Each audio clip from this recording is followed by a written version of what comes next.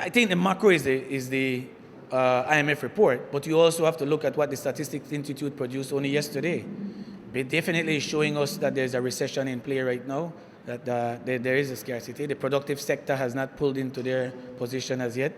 Take, for example, citrus. Ordinarily, we would have had citrus being harvested as early as October.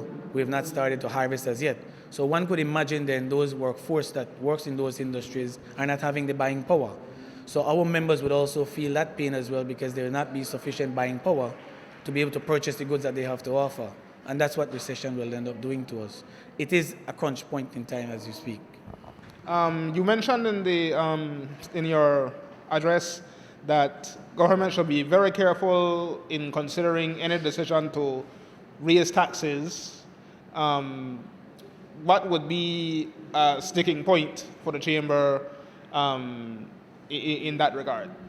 Well, invariably, as I said in my presentation, the easiest way for any government, and it's not just this government, the easiest way for any government to bridge a shortfall is to ensure that they just do increase the taxes. Why? Because the tax structure is already existent. All they have to do is to increase how much they're actually collecting, and that would bridge.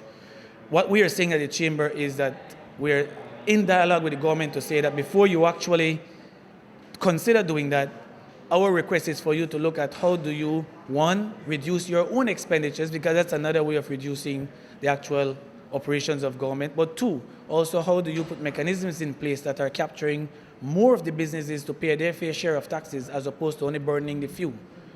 All right, so there are seepages, there are leakages, there are people who are getting away in the system who are not paying taxes, and we are saying you must find ways of getting that done before you're actually coming to increase taxes. That has been our message.